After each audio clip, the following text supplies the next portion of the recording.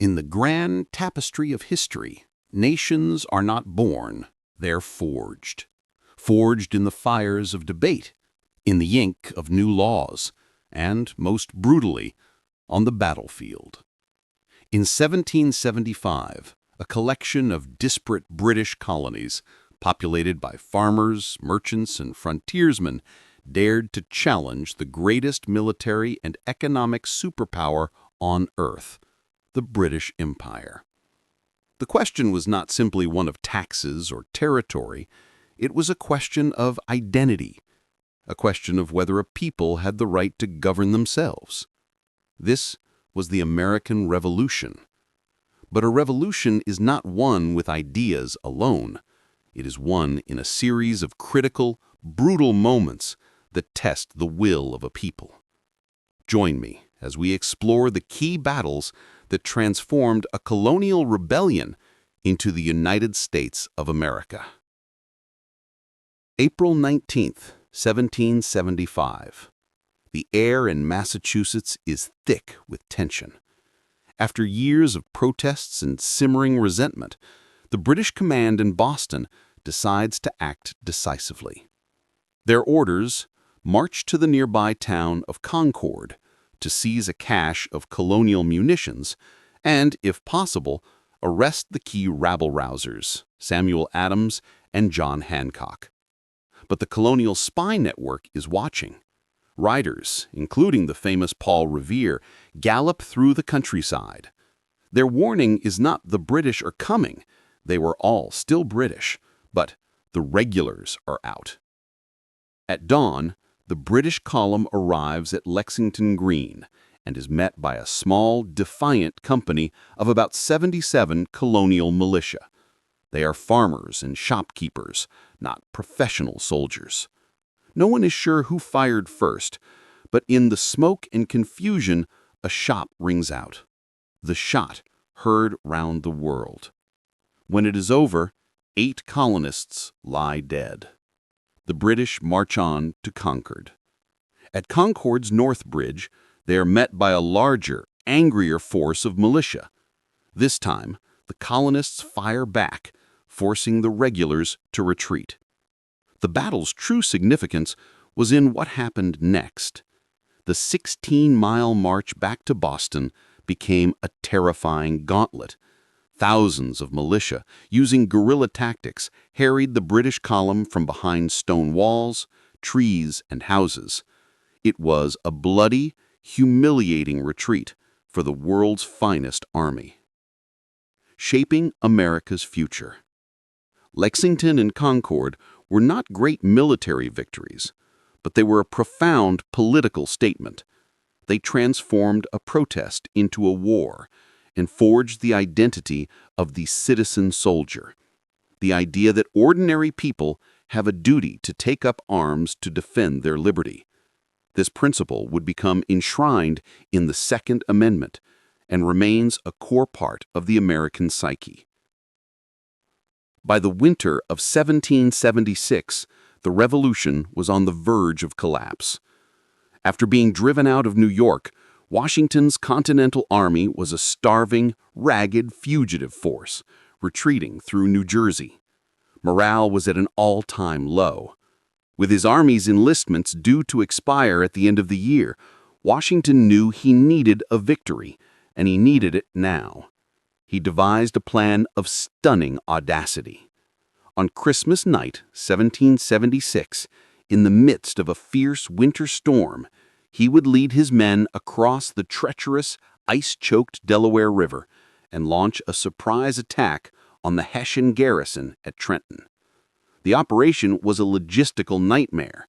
It took hours longer than planned, but they achieved total surprise. The Hessians, groggy from their Christmas celebrations, were overwhelmed in less than an hour. It was a small battle, but its impact was immense. Washington captured nearly 900 Hessian soldiers without a single combat death on the American side. A week later, he won another victory at Princeton. Shaping America's future, Trenton was the victory that saved the Revolution. It revitalized American morale, convinced soldiers to re-enlist, and solidified Washington's leadership. More importantly, it shaped America's enduring military ethos, a belief in audacious action, bold leadership, and the idea that even in the darkest hour, a daring gamble can turn the tide. In 1777, the British launched what they hoped would be the war-winning campaign, a three-pronged attack designed to isolate New England, the heart of the rebellion, from the rest of the colonies. But the plan was a disaster. The western and southern prongs fizzled out. This left General Burgoyne's army to advance south from Canada alone through miles of dense, hostile wilderness. American forces, under the command of General Horatio Gates, felled trees to block his path. Colonial riflemen, masters of the terrain, picked off his officers and scouts. Burgoyne's army was slowed to a crawl, its supply lines stretched to the breaking point. Near Saratoga, New York, the two armies finally met. In a series of bloody engagements, the Americans, led by the brilliant and aggressive field command of Benedict Arnold, stopped the British advance and surrounded Burgoyne's exhausted army. On October 17, 1777, General Burgoyne surrendered his entire army, nearly 6,000 men. It was a stunning, unbelievable victory for the American cause. Shaping America's future. The victory at Saratoga was the single most important turning point of the war. Its significance was not just military, but diplomatic. News of the victory convinced France, Britain's great rival, that the American cause was viable. They officially recognized the United States and entered the war as its ally, providing crucial money, troops, and most importantly, a navy. Saratoga transformed a colonial rebellion into a global war and established a cornerstone of American foreign policy, the principle of seeking powerful alliances to defeat a greater foe. The winter following Saratoga was, ironically, one of the darkest of the war. While the British Army lived comfortably in occupied Philadelphia, Washington's army made its winter camp at a place whose name would become synonymous with suffering and endurance: Valley Forge. It was not a battle against the British, but a battle against starvation, disease, and despair. Nearly 2,500 soldiers died from exposure, malnutrition, and sickness without a single shot being fired. But Valley Forge was also a place of rebirth. It was here that a Prussian drill master, Baron von Steuben, arrived. A brilliant, profane, and tireless professional, he took the ragged survivors and began to forge them into a disciplined, professional army. He wrote a drill manual, created a model company, and day after day trained the soldiers in the art of the bayonet, linear tactics, and battlefield maneuvers. His system was spread throughout the army, shaping America's future. Valley Forge represents the crucible in which the professional United States Army was born. It instilled the ideals of discipline, standardization, and resilience that define the American military to this day.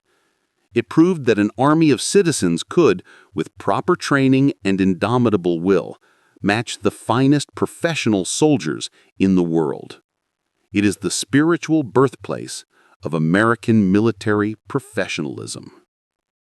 By 1781, after 6 long years of war, the conflict had shifted to the south. The British general, Lord Cornwallis, had won a series of costly victories, but was unable to crush the rebellion. He marched his exhausted army to a port town on the Virginia coast to rest and resupply. The town was called Yorktown. Washington saw an opportunity. In a masterful display of deception, he made the British believe he was preparing to attack New York City. Instead, he secretly marched his combined American and French army over 400 miles south to trap Cornwallis. But the plan had a critical third element: one that had been missing for the entire war: naval superiority. The French fleet, under Admiral de Grasse, sailed from the Caribbean and blockaded the Chesapeake Bay, cutting off Cornwallis's only escape route by sea. Cornwallis was trapped. His army was surrounded on land by the combined Franco-American army and cut off from the sea by the French Navy. The siege of Yorktown began. For 3 weeks, Allied cannons pounded the British defenses relentlessly. Alexander Hamilton, in a moment of personal glory, led a daring nighttime assault to capture a key British redoubt. With his defenses crumbling and no hope of rescue, Cornwallis had no choice. On October 19, 1781, Cornwallis surrendered. As the British army marched out to lay down their arms,